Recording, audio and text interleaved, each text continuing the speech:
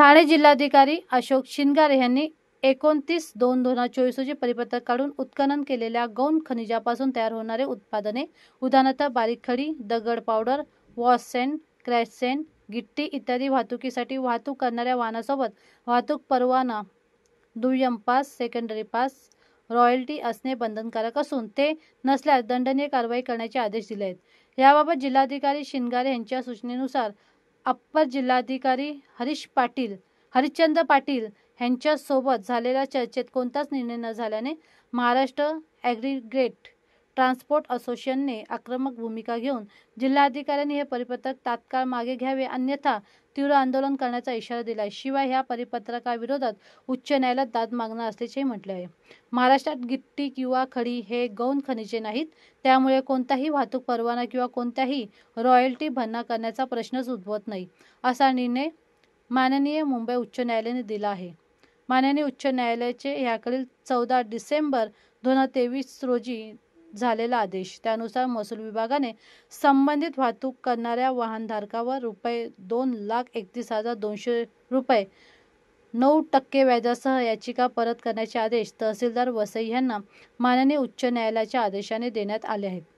विशेष म्हणजे महाराष्ट्रातील कोणत्याही जिल्ह्यात ठाणे जिल्हा वगळता अशा प्रकारचा वाहतूक परवाना, दुय्यम पास, सेकंडरी पासची मागणी वाहतूकदाराकडे करण्यात येत नाही, परंतु जिल्हाधिकारी ठाणे यांनी उत्खनन केलेल्या गौण खनिजापासून तयार होणारे उत्पादने उदाहरणार्थ बारीक खडी, दगड powder, wash sand, crush sand, गिट्टी इत्यादी वाहतुकीसाठी वाहतूक करणाऱ्या वाहनासोबत वाहतूक परवाना, दुय्यम पास, सेकंडरी पास,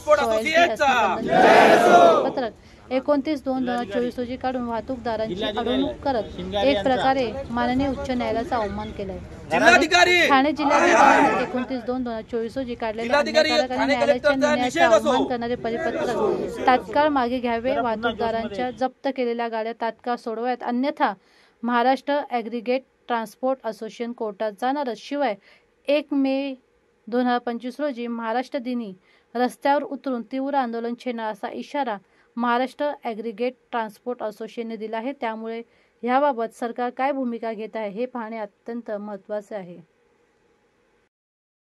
असोसिएशनतर्फे आमचं एक मागणं होतं की आम्हाला एक 14 डिसेंबर 2023ला आम्हाला मुंबई हायकोर्टाचा उच्च न्यायालयाचा आदेश होता की आमचं जे मटेरियल आहे, जे आम्ही आमच्या गाड्यामध्ये भरतो, आम्ही ट्रान्सपोर्ट करत जे मटेरियल भरतो म्हणजे खडी असेल, क्रश सँड असेल, हे आमच्या गौण खनिजमध्ये येत नाही आणि ते तुम्ही पकडू शकत नाही किंवा त्याला फाईन लावू शकत नाही, हा माननीय उच्च न्यायालयाचा आदेश होता। त्याच्यानंतर 14 डिसेंबर 2023 नंतर आजपर्यंत या गाड्या लोकांनी काही मध्ये पकडल्या, पण त्यांनीच लगेच त्या गाड्या दिली ज्या कोर्टाच्या आदेशावरती आदेश दिले आणि गाड्या सोडल्या सुद्धा। त्याचे सुद्धा आमच्याकडे लेटर आहेत की बाबा प्रत्येक आता भिवंडी तहसीलदार आहेत, कल्याण तहसीलदार आहेत, वसई तहसीलदार आहेत, अविनाश कुष्टी असतील, पालघर तहसीलदार आहेत, या सर्वांनी याच आदेशावरती गाड्या सोडल्या। त्याच्यानंतर आपले जे शिनगारे साहेब ठाण्याचे जे कलेक्टर आहेत यांना काहीतरी नवीन आयडिया आली किंवा ह्यांना असा काहीतरी विचार आला की बाबा आपण मुंबई हायकोर्टापेक्षा उच्च जास्त विचार करू शकतो, तेव्हा ह्यांनी स्वतःचा एक आदेश काढला। आता एक 15-20 दिवसापूर्वी एक आदेश काढला आणि त्यांनी आदेशामध्ये सांगितलेलं आहे की बाबा खडी पावडरच्या गाड्या तुम्ही पकडा आणि त्यांना फाईन मारा। मग जेव्हा आम्ही त्यांना या बाबतीत महाराष्ट्र ॲग्रिगेट असोसिएशनतर्फे त्यांना कोर्टाचा आदेश दाखवला होता, त्यांना मिटिंग घेतलेली होती, त्यांना पत्र दिलं होतं, तेव्हा त्यांनी सांगितलं होतं की मी चेक करतो म्हणून। त्याच्यानंतर आम्ही या संदर्भामध्ये आपले जे पालकमंत्री आहेत, पालघर जिल्ह्याचे पालकमंत्री वनमंत्री गणेश नाईक जी साहेब यांचा जो जनता दरबार भरतो तिथे सुद्धा आम्ही त्यांना निवेदन दिलं होतं, तिथे सुद्धा आम्ही त्यांना सांगितलेलं होतं। तेव्हा त्यांचे जे काही कर्मचारी होते, अधिकारी होते, ते सुद्धा तिथे अवेलेबल होते। त्यांनी सुद्धा आम्हाला तिथे एक आश्वासन दिलं की बाबा आम्ही याच्यामध्ये काय त्रुटी असतील ते काढतो आणि तुम्हाला आम्ही सांगतो। त्याच्यानंतर 3 गाड्या आमच्या गाडीवाल्यांच्या 3 गाड्या, एक भिवंडी तहसील कल्याण आणि भिवंडी, ते गाड्या आमच्या जमा केलेल्या आहेत। 20 दिवस झाले आम्हाला फक्त ते लोक आश्वासने देत आहेत की बाबा आम्ही तुमच्या गाड्या बघतो, करतो, सांगतो। जेव्हा आमची युनियन मॉबमध्ये येतात 100-200 जण येतात तेव्हा आम्हाला सांगितलं जातं की बाबा तुमच्या आम्ही गाड्या त्रुटी काढतो, काय ते आमच्या आदेशामध्ये त्रुटी बघतो। आज आम्हाला त्यांनी टायमिंग दिला होता की सोमवारपर्यंत आम्ही तुम्हाला काय ते सांगतो। आता जेव्हा आम्ही त्यांना भेटायला गेलो तेव्हा आम्हाला ते कलेक्टर साहेबांनी ते अपर जिल्हाधिकारी हरिश्चंद्र पाटील साहेब आहेत त्यांना बोलून घेतला आणि त्यांना सांगितलं की बाबा नाही आपला जो आदेश काढलेला आहे तो योग्य आदेश आहे आणि ते आम्हाला 2021चा आदेश दाखवतात। 2021च्या त्यांचे आदेश आहेत की बाबा गौण खनिजमध्ये खडी, क्रश सँड वस्तू येतात म्हणून, पण त्याच्यानंतर 14 डिसेंबर 2023ला माननीय उच्च न्यायालयाचे आदेश आहेत ना। मग ज्या वेळेला यांना असं वाटतं की बाबा गौण खनिज, आता जर शिनगारे साहेब कलेक्टर आहेत यांना जर वाटते की आपल्याला जर हे खडी किंवा क्रश सँड ही जर गौण खनिजमध्ये येते, मग हे जे आमचा आदेश आहे 14 डिसेंबर 2023चा याला चॅलेंज का नाही केलं त्यांनी? 1 वर्षापूर्वी त्यांनी चॅलेंज करायला पाहिजे होतं की बाबा हा आदेश चुकीचा आहे किंवा आदेशवरती स्टे आणा, काय करा म्हणून। 1 वर्षापासून आमच्या गाड्या पकडतात, गाड्या सोडल्या जात आहेत, वरतून ज्यांनी फाईन घेतलेली आहे जबरदस्ती, ती फाईन सुद्धा 9% व्याजाने कोर्टाने परत करायला सांगितलेली आहे। ते सुद्धा आमच्याकडे आदेश आहेत. बघा चेकचे फोटो आहेत.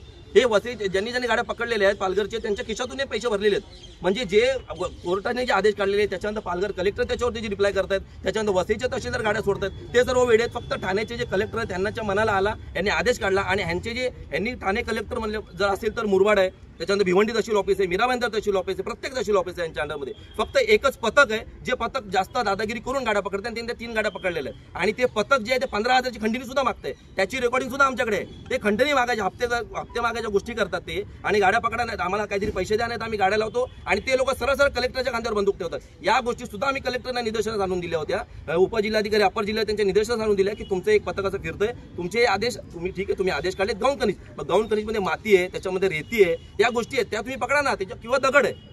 आपल्या उच्च न्यायालयाने ज्या गोष्टी सांगितलेल्या गौण खनिजमध्ये त्या मान्य करा ना.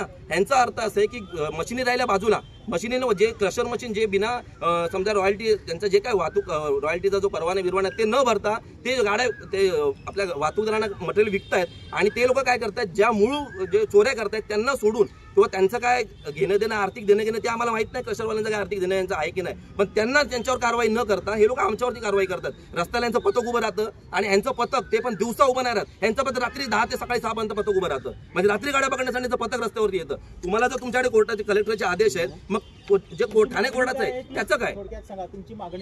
आमची मागणी एवढीच आहे की बाबा आमची मागणी महाराष्ट्र ॲग्रिगेट असोसिएशनची आमची एक सिंपल मागणी आहे की बाबा जो कोर्टाचा आदेश आहे तो मान्य करा. आम्ही काय स्वतःच्या हाताने लिहिलेला आदेश नाहीये आणि हा कोर्टाचा आदेश आताचा नाही, 14 डिसेंबर 2023चा आदेश आहे. या आदेशाला पालघर कलेक्टर असेल, वसई तहसीलदार असतील, भिवंडी तहसीलदार असेल, सर्वांनी मान्य केलेले, त्याच्या बेसिसवरती गाड्या सोडलेल्या आहेत. तुम्ही जो आदेश काढलेला आहे ठीक आहे, तुमची नजरअंदाज चुकी झाली असेल, तुमच्या खालच्या अधिकाऱ्यांनी तुम्हाला चुकीची काहीतरी माहिती दिली असेल, त्याच्यावरती तुम्ही आदेश काढला, तो आदेश मान्य करा. पण आम्ही सोमवार पण त्यांनी टायमिंग दिलं होतं आणि आज पण यांनी आमची दिशाभूलच केलेली आहे. आज पण त्यांचं तेवढंच म्हणणं आहे की आम्ही टीपी पास कंपल्सरी राहील आणि तुम्हाला टीपी पास घ्यावाच लागेल, म्हणजे गाडीवाल्यांनी जी काही फाईन पहिले जो त्रास होता तो वापस करावा लागेल. हे लोक जे मेन चोर आहेत त्याला सोडतायत आणि आम्हाला पकडतायत. तर आमची मागणी एवढीच आहे, जर यांनी लवकरात लवकर ज्या आमच्या गाड्या पकडलेल्या आहेत त्या गाड्या यांनी जर त्या या कोर्टाच्या आदेशावरती रिलीज नाही केल्या तर महाराष्ट्र ॲग्रिगेट तर्फे एक तीव्र आंदोलन छेडण्यात येईल.